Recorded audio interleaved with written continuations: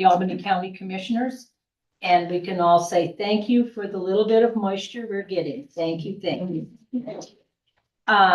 First item of business is call to order and roll call. Commissioner Gozar? Here. Commissioner Hoff? Here. Commissioner Jones, present. Please stand and join me for the Pledge of Allegiance. I pledge allegiance to the flag of the United States of America and to the republic for which it stands, one nation, under God, indivisible, with liberty and justice for all.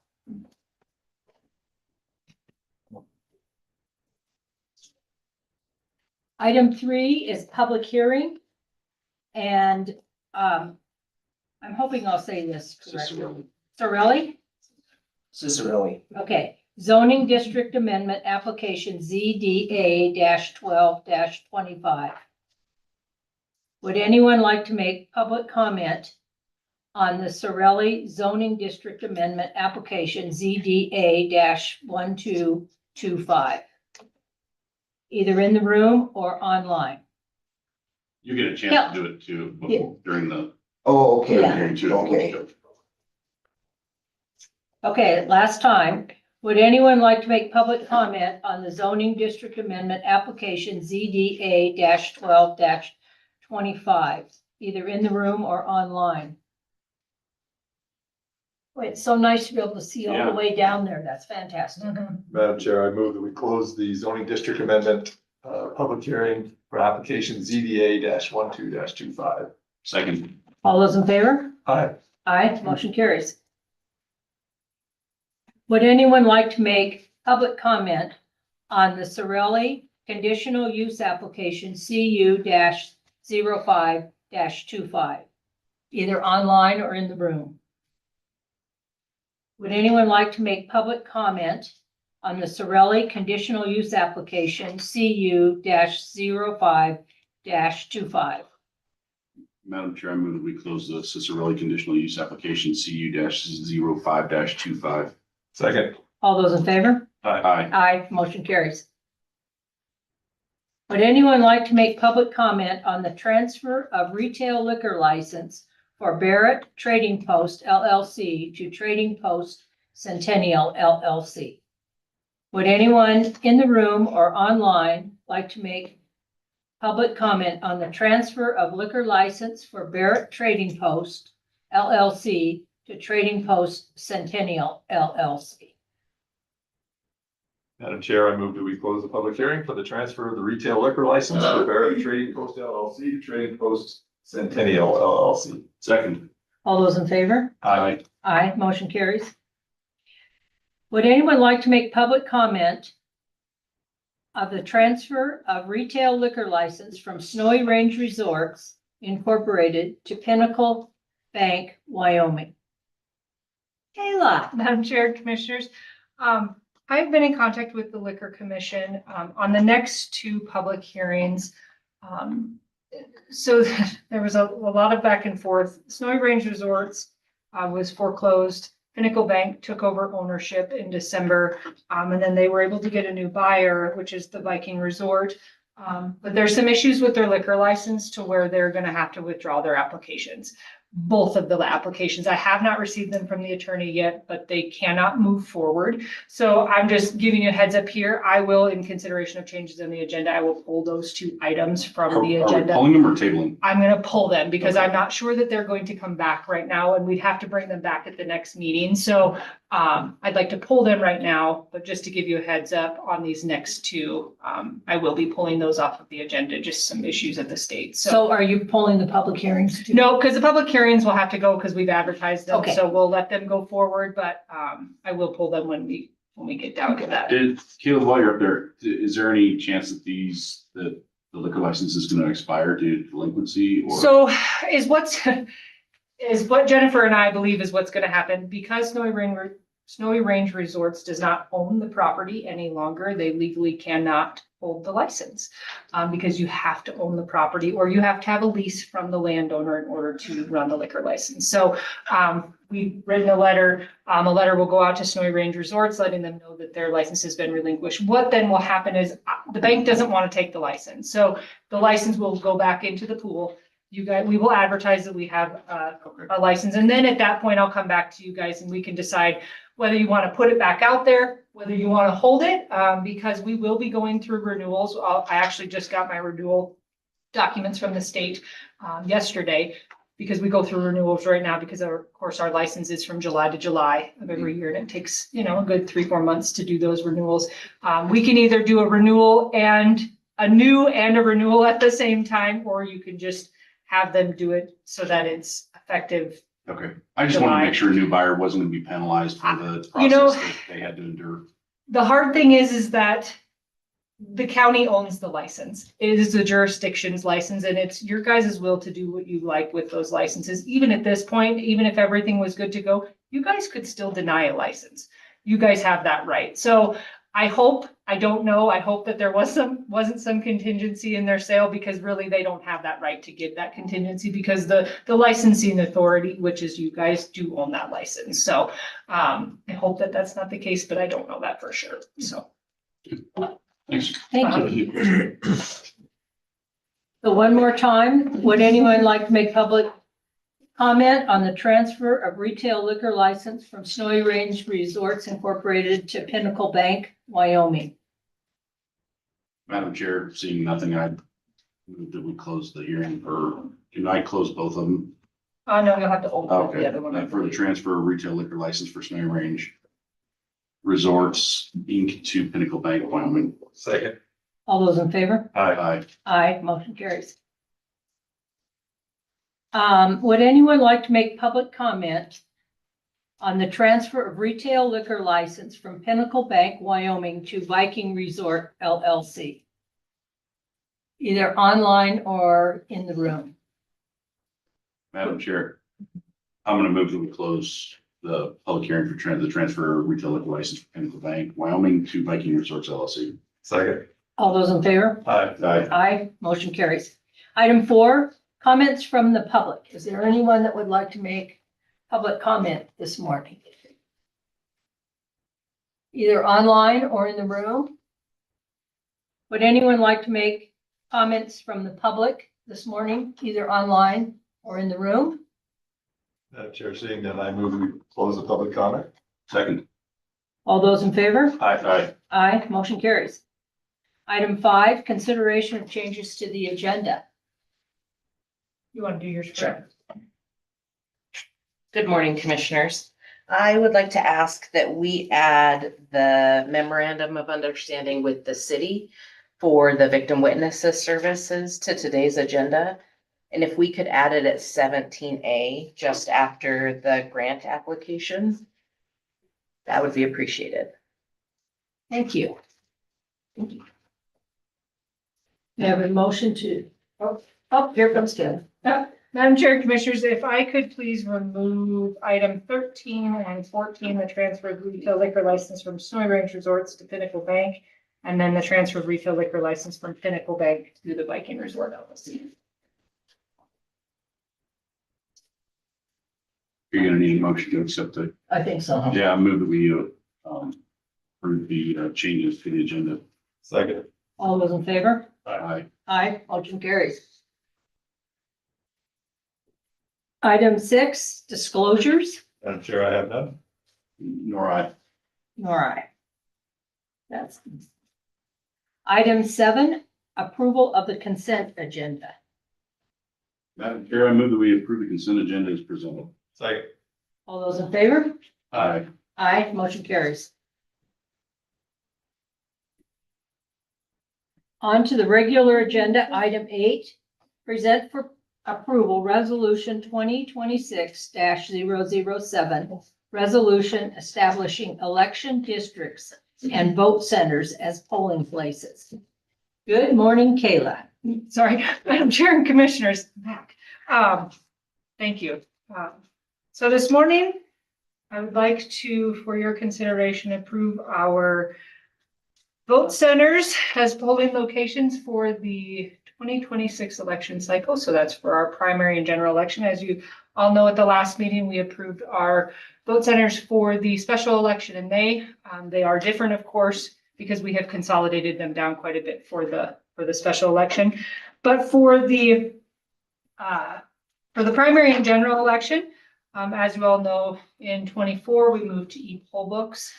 And then this year, we'll still be using our e-poll books, but we will be using vote centers.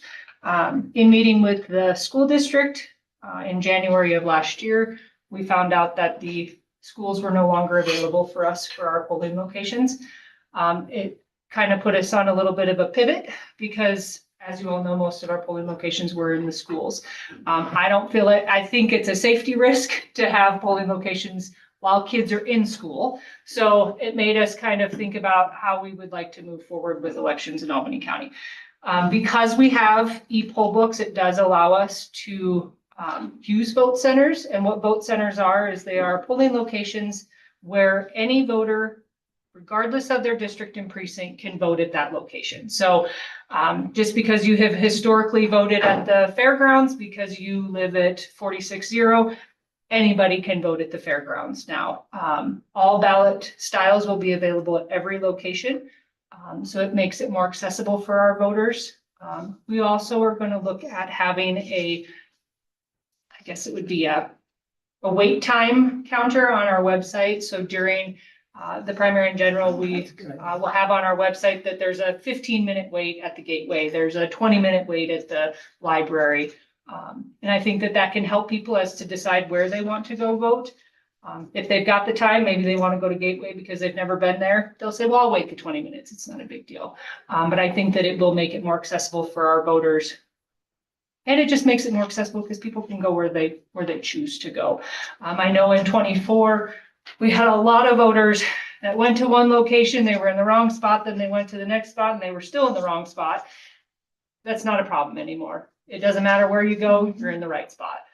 So it does make it easier for our voters. And with people being so transient in Laramie, it's easier because people move around a lot and it changes their polling locations. And so they think one year they vote at one location and they think that's where I always vote. Well, that's not the case. So then they're in the wrong spot. So this will make it so that we don't have those issues. Hopefully it will help with our long lines. I've been working with a working group this last year, and we've come up with some good ideas. I think it's been really, really beneficial to have input from outside because sometimes we get kind of narrow-minded in our jobs because we know what we're doing and we do that. But I worked with a group of, I think there's 8 of us, and we've come up with a great way to be able to have express lines, and then we're going to have voter registration lines. So if you're already registered, you're going to go to the express line. If you need to register or make a change on your voter registration, you'll go to the VR line. That line might be a little bit longer, but I think if you wait until election day to register to vote, I don't think the people that have done their due diligence to register early should have to wait in an hour line. Because they, can get in, they've got their driver's license, it's good to go. Another thing with our e-poll books that is updated this year is we will have ID scanners. So in those express lines as well as the VR line, Terry comes up with her Wyoming driver's license. We get to scan it with the scanner on the back of the driver's license. It will bring up her record. We can verify everything. So there's less data entry. I don't have to write in her last name, first name. It'll just bring that record up as long as she's already registered, which I think is going to also make it much quicker in those lines as well. I have a question, Kayla. Yeah. So does that only work if you have the real ID? So that was our question too when we met with the state. And from my understanding, as long as there's the barcode on the back. So it's going to bring up, it's through AMVA. So it comes in through AMVA. So even an out-of-state ID, so say you registered with your Colorado driver's license and I scan it and you are a registered voter here in Albany County and your record, it will bring up your record because it's doing by last name, first name. So it's the information that's inputted on your driver's license. So it will be very quick, I think. And Terry, working on the e-poll books, data entry was the thing that took the longest. And I think just being able to go away from that, having those ID scanners, I think is going to really make it a lot quicker for our voters. Normally, historically, we've had approximately 12 polling locations. We're going down to 10. I don't think that is a huge decrease. We're keeping a almost, actually all of our rural polling places, Sebille, Rock River, Laramie Peak, and we were able to get Harmony and Centennial. The school district is allowing us to use those two schools. I'm not sure what they're going to do with the kids during that time. But we do get Harmony and Centennial, which is huge. And then, of course, anybody can vote out there that they would like. In the city, we will have the fairgrounds. We're going back to the public library. We will have the Lincoln Community Center. We will have the Gateway and the Municipal Operations Center, the city's location out there up north. So while we are taking 2 polling locations away, I think it gives our voters more accessibility with what we have. The locations are quite large, so I think we shouldn't have an issue with size. This is going to be our first year to know. And of course, with a non-presidential year, of course, it's not as busy. I think Stacy and I pulled the stats this morning because I was trying to figure out in 22, we only had 99.29 people vote. So not even 10,000 voters voted in 2018. And we have about 18,000 people registered right now. So whether we'll, it's so hard to tell what you're going to have. But I think get the biggest snow of the year. I know, in August too, probably. So it's hard to tell what you're gonna have, but we figured even at 18,000, if we figured roughly what we know, you're not gonna have more than 2,000 voters at any polling location. And that's still even what we worked with in the past. So it should be, I think we should be okay. And you'll be able to judge from the primary what you're gonna need staffing level wise for Yes, the yes. general. Okay. Yep. So that's the nice thing to it. And really, we've never done vote centers before. This is the first time. So while you all know my excitement for the special election is not there, but it also gives us a dry run, which is kind of nice. I wish that it didn't have to be that, but it will give us a dry run on kind to know how our express lines work, how our VR lines work. So all of these things that we want to put in play on a smaller scale, which is kind of nice because then it kind of gives us that gauge as to whether or not it's going to work or not. And then we can pivot a little bit for the primary if we want, but it'll give us a good idea of what it will look like for the primary and general election. So I'm pretty excited about it. I think it's going to make it a lot more accessible for our voters here in Albany County. Do you guys have any questions for me? I don't, I have a comment. Okay.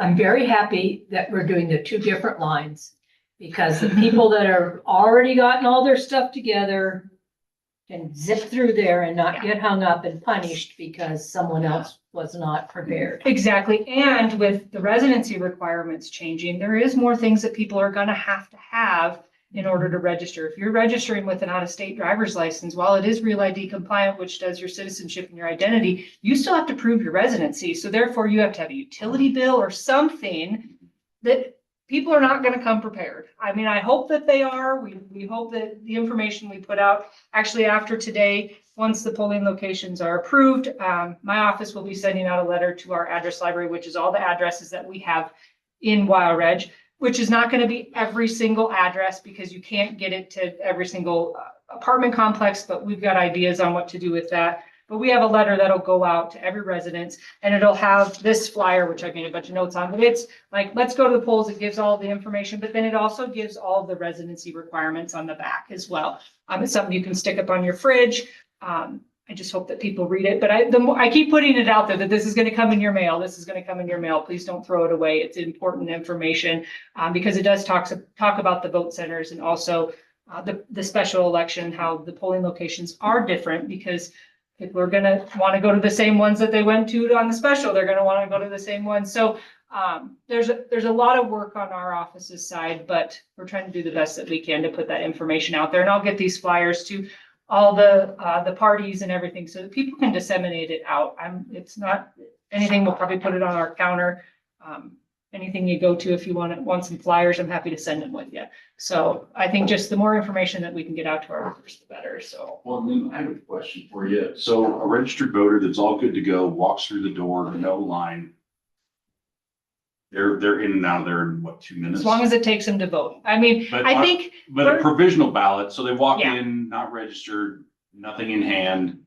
they have to go through the provisional balloting process. Either that How or much longer does that add to their time? it adds quite a bit. So we always say, if you come into the polls, at 5 minutes to 7 and you don't have your documents, we're gonna give you a provisional ballot. If you come in at noon, I'm gonna say it's gonna be much easier for you to go home and get your documents and come back. The beauty of it is though too, is if you have your utility bill on your phone, we can use that. It can be electronic. It doesn't have, how many people some people don't even get their utility bills in the mail anymore. Some of them are only electronic. So you can use an electronic, you can use your pay stub, we could use your property tax bill. So there's a lot of things, there's a whole list of documents that can be used. But it's gonna make it just that much longer for people to register. Now, if you have a Wyoming driver's license, to register, it's not going to be hard because you meet all of those requirements. You meet the residency, the ID, and the citizenship requirement, as long as it's as long as on there, it does not say you're not a US citizen. But the beauty of our e-poll books is it flags non-citizens in the system. So we catch those prior to those people voting. The same with felons, as long as they committed that felony in Wyoming. So that's the beauty of those e-poll books too, is it catches those people prior to voting. In the past, you would register them, they'd vote, and then you'd catch it in the 30 days when you're doing VRs afterwards, and you go, well, that person already voted. And people always say, well, why can't you just take their ballot out? Because their ballot's secret and you don't know which ballot is there. Once it goes through that machine, it's gone. But the nice thing about e-poll books is it catches those people prior to, and so that they don't cast their ballot. So. Taylor, I really like the vote centers, and I think this will be wonderful changes. So thank you for your staff. As much as you hate the May election, I think it's an opportunity to educate voters. Yes, it is. And then we have 2 drives at it before the general I election. know. And then if we could work, I know there's a nice sign over at the fairgrounds Yes. now. And we can work with the city, and hopefully that sign that we ordered some time ago will be in town. Yeah. We could move that about so Yes. that people could get that opportunity, even if they don't receive the mail or they throw Yes. the mail away. Yep. That would Well, be or it cool. reminds them, oh yeah, I need to look Yeah. at that. That's a really good idea. And we have 4 of those movable signs. Road and Bridge has 2 and EMA has 2 that we'll use on election day. Of course, at locations to either let them know this is not a location or this is a new location. But you're exactly right. We have a lot of ways to, I know, I'm trying to use it as a positive. Yeah. Well, thank you and Stacy, because I look forward to, wherever I am, just going to that voting center. Yeah. Well, we have such an influx of people on election day because of course we have our early voting site for the 28 days prior to every election, which we won't have that for the special election, but for the primary and general that come here on election day are like, why can't I vote here? I vote here every year. And I'm like, You say, but they can still vote early they can, in May they up in can your come up office, and not. get a ballot, but they will not be able to deposit in a machine. We will not have an absentee polling place, but we have to make ballots available Gotcha. 28 days prior to the Okay. election. Yes. But people get really confused. Like, I vote here every year on election day. I'm like, no, because we've never had one. The nice thing is this year, it's like, you could just jump across the street to the library, which is a block away. You're already here. So it will help those people. Because we do get a lot of people that come here on election day, a lot of people. So I don't know if you guys are part of any clubs, if the public is getting this information. If you'd like our flyer, I'm happy to give it to anybody that would like it. Because to me, it's got our information on it. Stacy put a QR code on it to go straight to our website. I'm just happy to get that information out there to anybody. I just want the correct information to be put out. So our biggest thing is, if it has our logo on it, it came from our office. And that to me is the information that you want to make sure you pay attention to. So, but other than that, one other thing Jennifer wanted me to make notice on our Facebook page, when we did the notice to the paper, I put that the Gateway Center was 222 South 2nd Street. It is obviously South 22nd Street. Somebody had let us know on Facebook, Stacy updated it, I updated on the website, and it is correct in the resolution, but I just thought I would make that known. I don't believe that it invalidates the notice, but just so you know, the address is South 22nd Street, so. Other than that, if you don't have any other questions. Well, I move that we approve the resolution 2026-007, the resolution establishing election districts and voting centers as polling places. Second. All those in favor? Aye. Aye, motion carries. Thank you, Kayla. Thank you. Item 9, present for approval to close the county clerk's office on Tuesday, May 5th, 2026, special election day for all business except recording of documents pursuant to Wyoming statute 22-2-112. Morning, Madam Chair and Commissioners. This is just, I would ask to close the whole courthouse, but I don't know what it's gonna look like yet for using staff as election judges. So I think just closing my office, except for the recording of documents. And then most of the other offices, I know in the past, Tracy, I shouldn't speak for her, but she's allowed her staff to be able to work, and they've just been short-staffed on election day because usually it's just not as busy. So if we could just look at closing my office, of course, we'll take the recording of documents in on that day, but just so that I can send my staff out to the polls. Thank goodness they come to the polls. I know. Thank you. I appreciate that. Madam Chair, I move we approve to close the county clerk's office on Tuesday, May 5th, 2026 for the special election day for all businesses except the recording of documents pursuant to Wyoming State Statute 22-2-112. Second. All those in favor? Aye. Aye, motion carries. Thank you. Thank you, Kayla. Item 10, present for consideration the how do you say that? Cicerelli. Zoning district amendment application ZDA 12-25. Joe, good morning. Good morning, Commissioners. The applicant and owners are John and Susan Cicerelli. This is located at 126 Lakeside Drive, and their request is to change the zoning to agricultural residential from agricultural. There were some reviews received. For the most part, there were no issues. Conservation District commented on the soils, erosion, and reclamation. Their full comments can be seen in the review section. The applicable sections of the Albany County zoning resolution is Chapter 3, Section 5C. That the applicant has demonstrated that the adjudicative zoning district amendment meets all following impacts. And pursuant to Chapter 3, Section 5C3 of the Albany County zoning resolution, the applicant has provided the required notice by posted sign, publication, and certified mailing. This is located in Priority Growth Area 4. Staff analysis is that the planning department believes that the proposed zoning district amendment generally follows the suggestions of the Albany County Comprehensive Plan. This property is currently zoned agricultural, and a change to agricultural residential is compatible with existing land uses of surrounding properties. Findings of fact, the findings necessary for approval and applicant responses referenced in this report are adopted as findings reflecting that the applicant has met the specified impacts and the same are incorporated herein.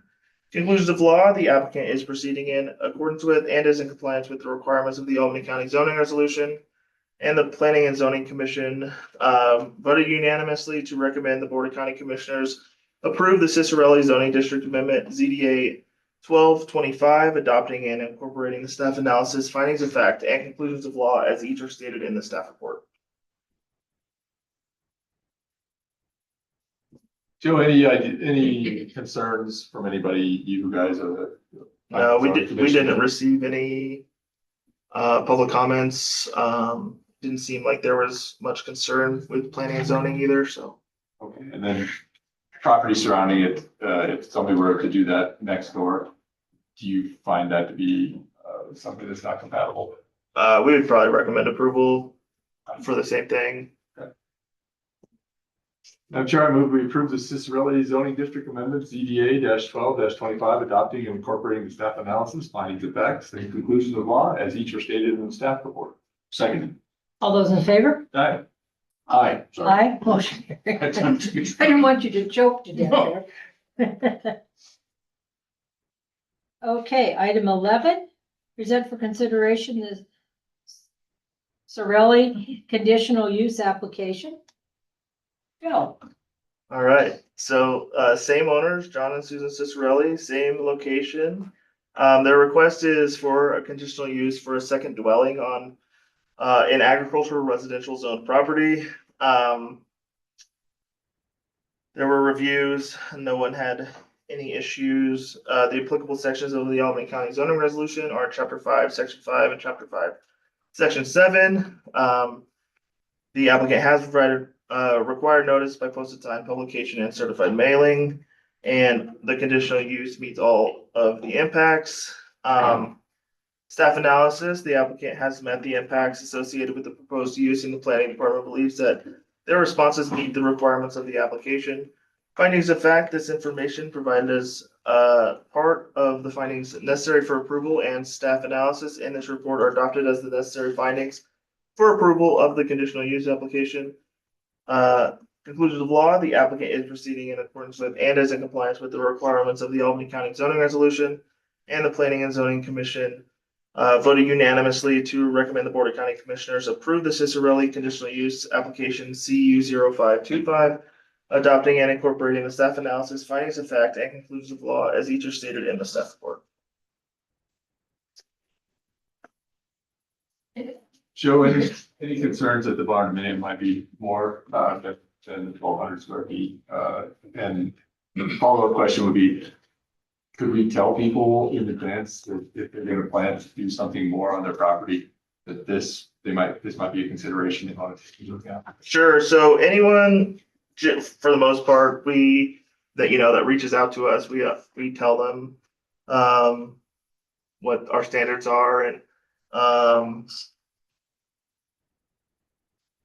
but I suppose we could put like a flyer up on the website or stuff like that, which I believe we may have done, but we could probably do it again. There's no issues with the 1,200 square foot anymore with this, because now they are, well, I guess if you approve this, now they're zoned agricultural residential, and this conditional use allows them to build a second dwelling of any size on their property. So this wouldn't be considered an accessory dwelling. This would be considered a full new primary dwelling that has no restrictions other than what's required of the zoning certificate.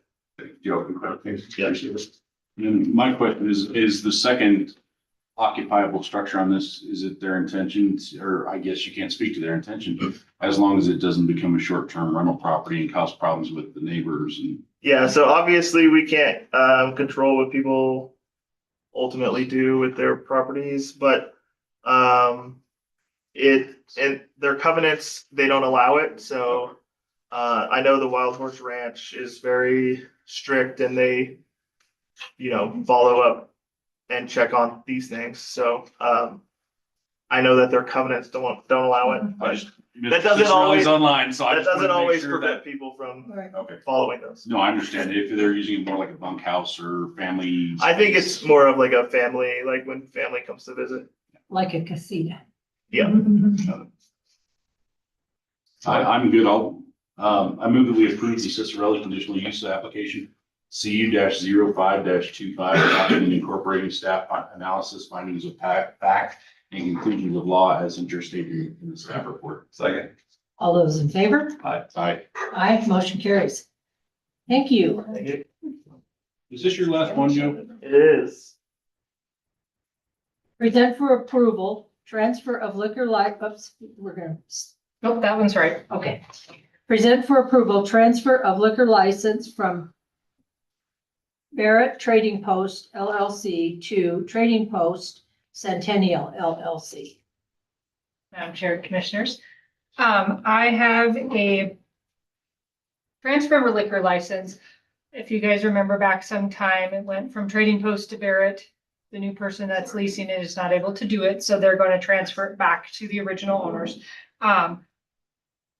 Notice has been given to the paper. Information's been sent over to the Liquor Commission. Jennifer and Aaron have both commented that there are no issues with this license. They do have some corrections that need to be made per the Liquor Commission, and I have not received those corrections yet. So if I could please ask to have this tabled until the next meeting, they should have those corrections done by then, and we should be okay to go. But other than that, everything it's more clarification information for the Liquor Commission. But if we could table it until the 17th, I would appreciate it. Madam Chair, I move we table the transfer of the retail liquor license from Barrett Trading Post LLC to Trading Post Centennial LLC until March 17th meeting. Second. All those in favor? Aye. Aye, motion carries. Thank you, Kayla. Thank you. We removed items 13 and 14, so we're down to 15. present for approval final acceptance of the Star Solar Panel Installation Project. And let's see, direct the clerk to advertise for final payment to DL Electric LLC, the balance of $6,870 due on the 41st day following the first advertising. Final cost of the contract was $137,400. Good morning, Jake. Good morning. This is just kind of formalizing the approval and acceptance of the SAR solar panels down at the search and rescue building. We were supposed to have an inspection yesterday, but it got delayed until next week. But they've had city electrical inspections throughout the time. It's not going to be an issue. And the $6,870 is the 5% retention on the contract. And the project's done. How'd the project go? Any hiccups? Great. Oh, City permitting was troublesome, but as far as working with the contractor and getting the project done, it was a breeze. okay. Well, I move that we approve final acceptance of the SAR solar panel installation project and direct the clerk to advertise for final payment to DL Electric LLC. The balance of $6,870 due on the 41st day following the first advertising. Final cost of the contract was $137,400. And second with the question, Jake and Tracy, this seemed to qualify for a 30% tax payment. Yes. Has that been a problem receiving that? Yes, it has been a huge problem. I'm still working on this building and the IT building, getting those approved. Some of the things that I need to do, I can't do until like our fiscal year ends because this project didn't end until September, October, something like that. Yeah. But it's not clear. The instructions are not clear whatsoever. I'm having a hard time finding anybody that knows anything about it. There's a piece of it that we're eligible to apply for because of the county that we live in and the amount of money we have basically. And that's causing issues as well. So this is causing major problems and I'm still working on this. This project itself was part of that Blue Sky grant.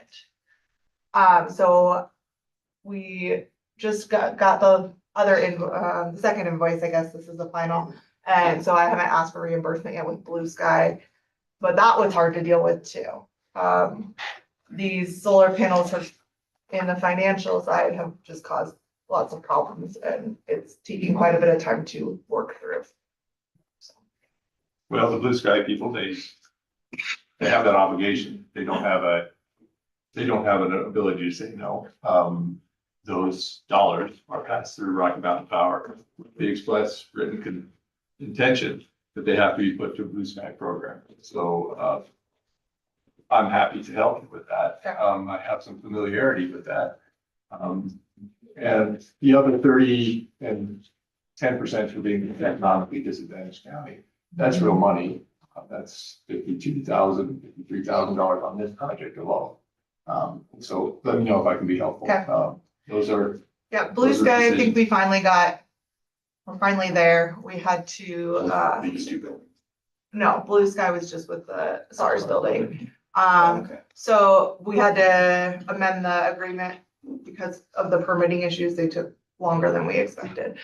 I think we're there on that one. I may reach out to you in regards to the tax credits, so. Okay, thank you.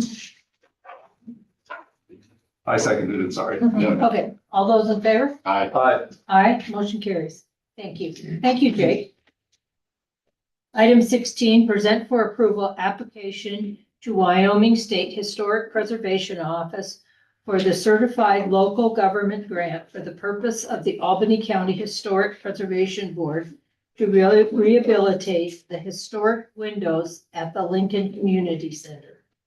Hi. Good morning. Good morning. I'm Gwendolyn, not Karen. Karen couldn't make it today. We like you, so- Glendale. So the Lincoln Community Center came to the Albany County Preservation Board indicating that they wanted the 41 historic windows on that building rehabilitated and asked if we could find out, if there was money available left with the State Historic Preservation Office to apply for a grant. There is $27,000 remaining from, I think, fiscal year 24 and 25, that they want to get rid of. And so we prepared the grant application. I went and I did the, like historic survey of the building and photographed everything. The windows are in pretty bad shape and, you know, many of them are over 100 years old. At this point, many of those 41 windows. So yeah, that's the gist of the grant application. We'd have to go out to bid on this. Do you have any questions for me? When they did the rehab some years back, they didn't do the windows, or they did do the windows? then? The windows were painted, however, they were not primed, prepped, caulked, sealed. And so that lasted about 15 years. And now the windows are pretty gray, right? It's just exposed wood mostly. And they're original Hitchcock designed windows, so an important Wyoming architect. Yep. Yeah. Thank you. Yeah. Appreciate it. No problem. I'll move we approve the grant application for the Wyoming State Historic Preservation Office for the certified local government grant for the purpose of Albany County Historic Preservation Board to rehabilitate the historic windows at Lake. Second. All those in favor? Aye. Aye, motion carries. Thank you very much, Gwendolyn. Thank you. Item 17, present for approval the Wyoming Division of Victim Services Grant Application for SFY 2020, 2027 and 2028 for the purpose of providing services to victims of crime in Albany County and direct the grant manager to sign the proposed development assurances. Good morning. Good morning, Madam Chair and Commissioners. I'm Callie Swanbaum. I'm the Victim Witness Program Coordinator with the County Attorney's Office. Our program's mission specifically is to provide all victims with an understanding of the criminal justice system and their rights as victims, and to ensure all victims have consistent treatment and equal access to competent services. Our role within the County Attorney's Office is to ensure that rights of victims and witnesses are upheld. The statutes specific to that are Wyoming statutes 1-40-201 through 210. Our program consists of 3 full-time advocates. We do have 1 part-time advocate position that's vacant right now, but will be posted, I think, after this budget is finalized. And then we have 1 attorney position that's partially grant funded specifically for our special victims unit, which provides specialized experience for cases of domestic violence, sexual assault, and stalking. Our program is the only victim services program in Albany County that addresses all crime types. We work all 3 courts, municipal, circuit, and district, and collaborate with a multitude of partner agencies, including all 4 law enforcement agencies that work in the county, the SAFE Project, Department of Family Services, Probation and Parole, the IMH Forensic Nursing Program, UW Dean of Students Office, and a number of other community resources that support the needs of crime victims. On average, our program works with 900 victims and witnesses each fiscal year and provides those clients a total of 5,800 services. Those services include anything from information about the court process and referrals to other programs, to notifications of case statuses, accompanying people to court hearings, and facilitating meetings between prosecutors and law enforcement, as well as crisis intervention and emergency financial aid. First in front of you today is our grant application to the Wyoming Division of Victim Services. They provide awards for not only state funds, but multiple federal grants. The 2 that our program specifically qualifies for are the Victims of Crime Act, or VOCA, and the Violence Against Women Act, or VAWA. Our request this year, I'll let Bailey speak to specific numbers if need be, but we are asking for an increase this year. The last few grant cycles, we were specifically asking for personnel support because we were getting information that there was some limited funding. But this year we were given direction that it was worth asking for some more. So our request this year asked for additional support of personnel expenses, an opportunity for each grant-funded employee to attend a training each fiscal year to maintain our best practice knowledge, as well as the costs for Bailey and I to attend the Division of Victim Services mandatory meeting that they have us go to, so we might as well include that. And we want to increase our focus on language access for this coming grant cycle. Specifically support, we have a contract with a program called Language Line that provides on-demand phone and video interpretation. And then we are requesting some additional funding for our primary program materials relating to victim rights and how people can be involved in the process to be translated into our two most common languages. 65% of our translation and interpretation needs are for Spanish, and 20% are actually for Bengali. So we're looking to include that. And then also ask for emergency funding, assistance for emergency financial needs, and office supplies. Anything you want to add to? This is just the application. What will happen is we will get our award in May and I will have to redo the budget. Chances are they will be cutting us. So this is just what kind of our wish list, and a more permanent budget will be brought in front of you after. I guess my question is, what do other counties do? Is their program this robust, or are there other programs in other counties at all? So there is some form of program in every county, but it looks very different. In large counties in other states, you would typically see three different types of victim service agencies. So you would see community-based, which we have here, that's Safe Project. And then you would see systems-based, which is usually our office within the prosecutor's office.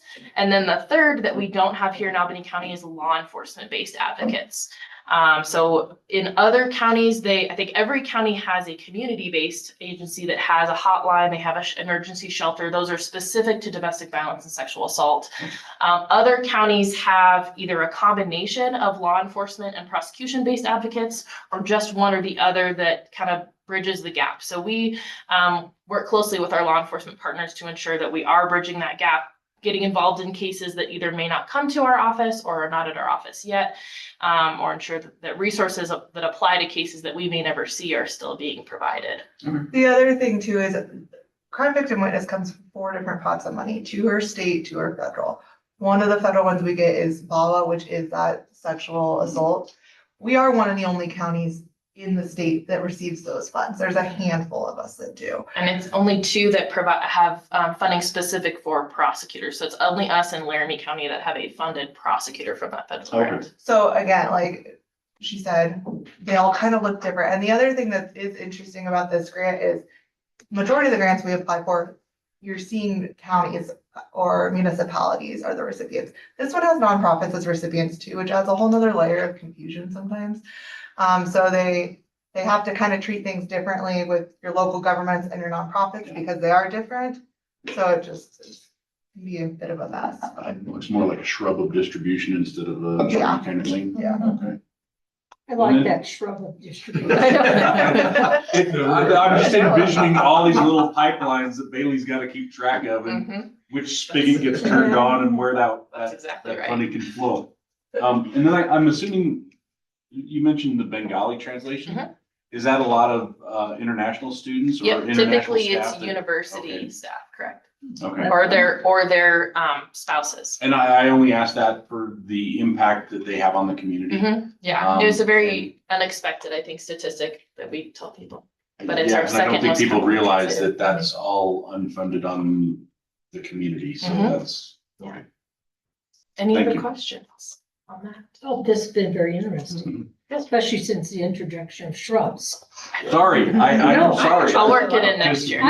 Yes, distribution. I was thinking more of a pile of. All right, I'm just gonna shut up now, because that's gonna get in the paper. I move that we approve the Wyoming Division of Victim Services grant application for state fiscal year 27 and 28 for the purpose of providing services to victims of crime in Albany County, and direct the grants manager to sign the proposal, excuse me, developmental services. And I will second. All those in favor? Aye. Aye, motion carries. I thought that was a kind way to say, instead of, There's another term for it. Right, yeah, I did know, not but appropriate. I thought that was, I like that. So, item 17A. Memorandum of understanding between the Board of County Commissioners of Albany County, Wyoming, by and through the Albany County and Prosecuting Attorney's Office and the City of Laramie Wyoming for victim witness services. Good morning again, Madam Chair and Commissioners. Our program has an MOU and contract with the city of Laramie to provide our same services under the Wyoming Victim Bill of Rights to the municipal court. So that we ensure, pursuant to our mission statement, that all victims within the county, regardless of the court and the crime type, are receiving the same services, the same access to information. So our contract for fiscal year 2027 is maintaining, it's a renewal for the same rate from last year, which is for 50,000. That amount is used partially for just general programmatic expenses, but also specifically toward either, depending on who's working that caseload at the time, either a portion of that advocate's salary or our part-time position when filled that primarily works that caseload. So this is a renewal of that contract, which we did request an increase the year before last, but this last year we're maintaining that amount. Are there any questions about I that? don't. Madam Chair, I move that we approve the memorandum of understanding between the Board of County Commissioners of Albany County by and through Albany County and the prosecuting attorney's office in the city of Laramie, Wyoming for victims witness services, effective first day of July 2026, and I'm assuming it is through Through June 30th. June 30th, 2027. 2027. 30 days. It's only a year. Second. All those in favor? Aye. Aye. Aye, motion carries.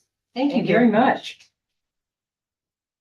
Item 18, present for approval, First Amendment to contract between the Board of Commissioners of Albany County, Wyoming by and through the Albany County Supervised Treatment Program and Bennett Law Group for attorney services to drug court participants. Heather. Madam Chair, Good morning. Commissioners, good morning. We're asking for approval to amend our current contract for a defense attorney for our adult program. Our contract was with Bennett Law, specifically Patty Bennett.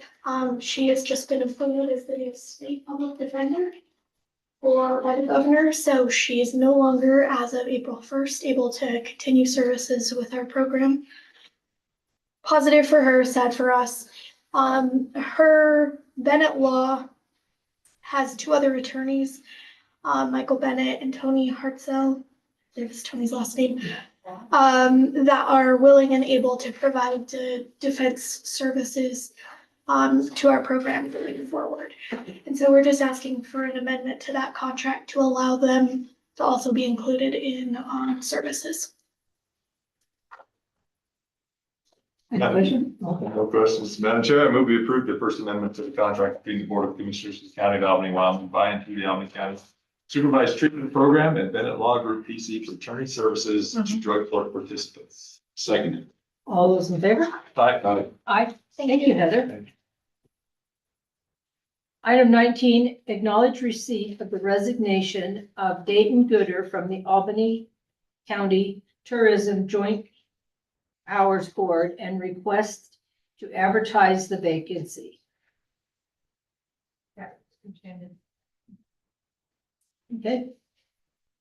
I move we acknowledge the receipt of the resignation of Dayton Gooder from the Albany County Tourism Joint Powers Board and request the clerk to advertise the vacancy. Second. all those in favor? Aye. Aye, motion carries. Item 20, request budget directive from the Board of Commissioners for the fiscal year 2026-2027 Albany County budget. Kayla, good morning. Staying up here today. Good morning, Madam Chair and Commissioners. For Wyoming statute, I have to request a budget directive from the Board of County Commissioners. So here I am, wondering how you would like my office and the treasurer's office to come up with a preliminary budget for you. Once you guys give me your budget directive, I will write up a memo and I'll send it to all the department heads and elected officials, letting them know your directive. But how would you like me to direct our staff this year? Well, I think it's worked exceptionally well for the last few years. That's my comment. Do you have any requests on what you would like to see? Do you want everyone to flatline their budgets? Do you? That's You where I want was- a if we wanted bare bones, I want to know what you Operation. guys would like me to let the department heads and elected officials know when they're trying to come forward with their budgets. if the People's Initiative passes in November, Mhm. is it effective immediately? No, Tracy's on. She probably can speak to it better. Good morning, Tracy. Good morning, Commissioners. So if the People's Initiative passes, and Chelsea might have to correct me if I'm wrong, because that's more kind of in her wheelhouse, but it should go effective January 1 of 2027. However, those tax bills don't go out until September of 2027, so then it would fall into fiscal year 28. So we are kind of skipping a year before that would take full effect. Okay, but we're still gonna have financial implications, right? Of course we will.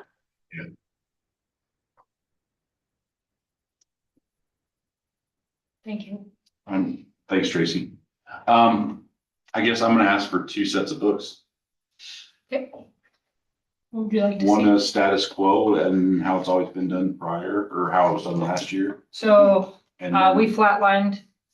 We didn't flatline. We had So, everybody cut. last and year. maybe Yeah, it two, wasn't. I yeah, don't remember what you maybe said. 2 sets of books is wrong. Maybe a budget from each department with transitional, if necessary. How much would you like them to cut? I think probably is, we already have that estimate generated. Well, I think, Tracy, the ones that you have, that you sent out, was that from the previous year? What I had sent out, for our legislatures was, illustrative of what that potential cut could be for us and what the impacts for each department and where those reductions could come from. So in there also included the numbers from that possibility of House Bill 30, which would have changed the depreciation structure for motor vehicles, which was a significant impact as well. But working with Chelsea, my numbers in that report weren't too far off. They're probably a little bit high, but we're still looking at 1.3 million of a reduction. And then we did it in a kind of a prorated method like we did the previous year when we were expecting to cut. Perhaps maybe a methodology to do this, because if it does become effective for our fiscal year 2028, would be to do it incrementally, with the first year being 50% of what we could potentially need to cut, and then the second year cutting the rest. Then it's not all born in one year, or something along those lines. I'm not sure what else to say.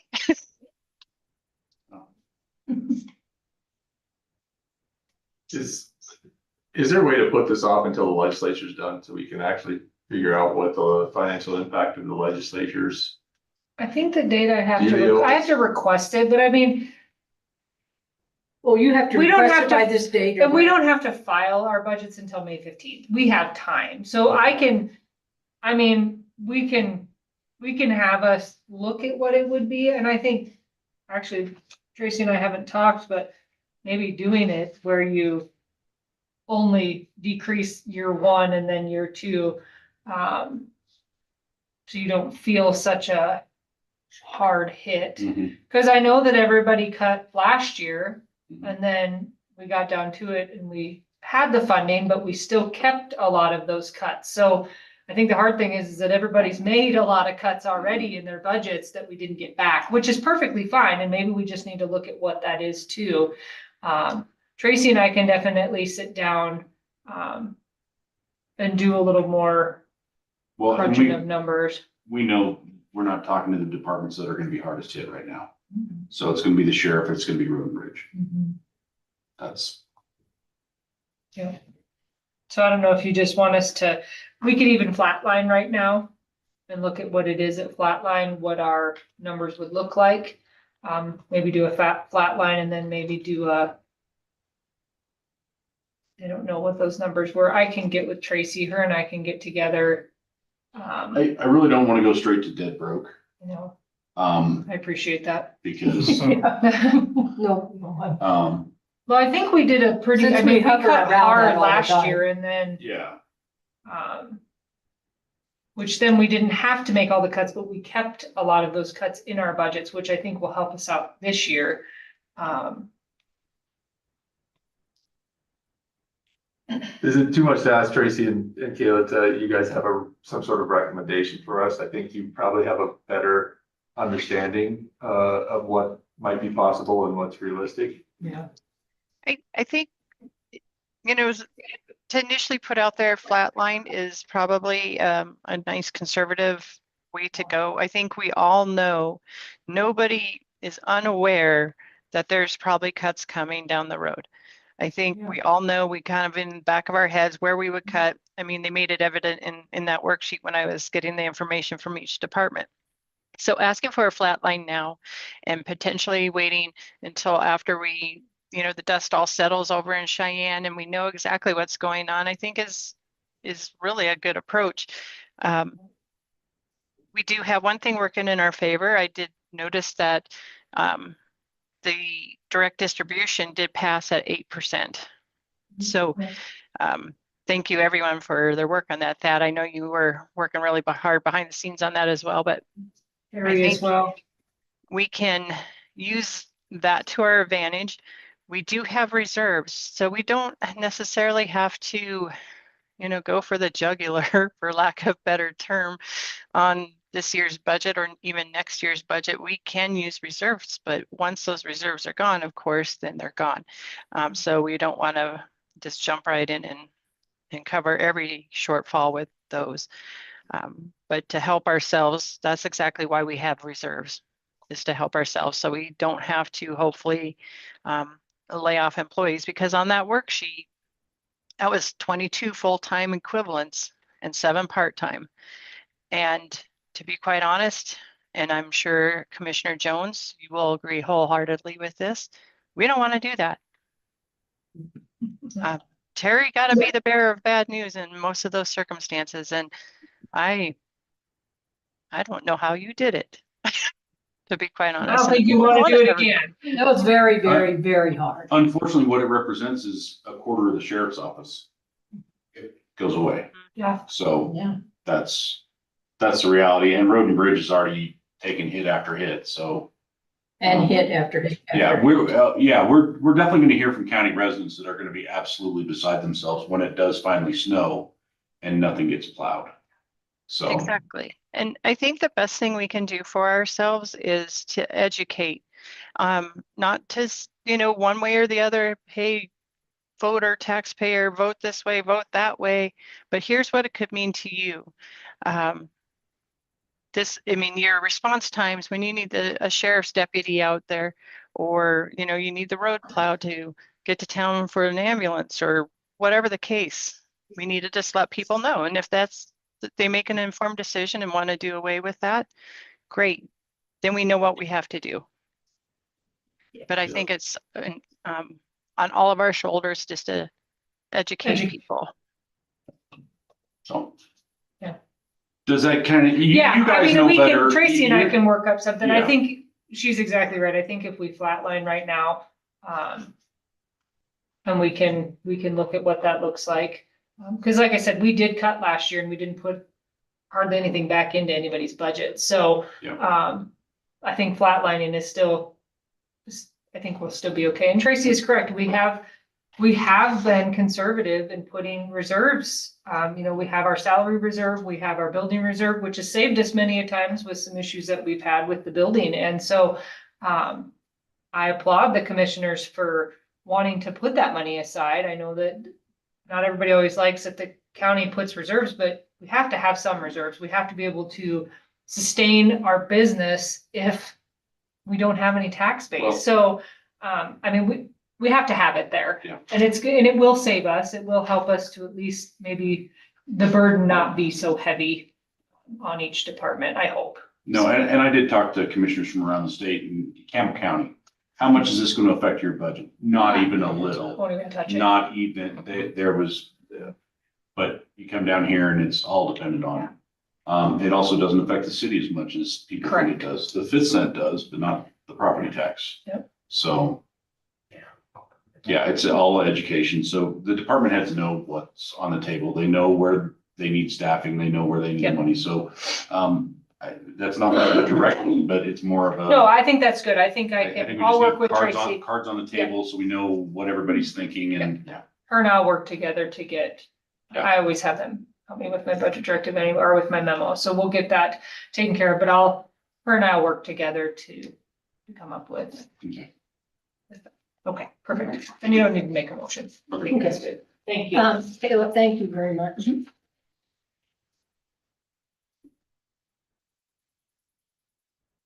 Item 21, set work session for April 7th, 2026 at 1 PM to discuss elected official salary.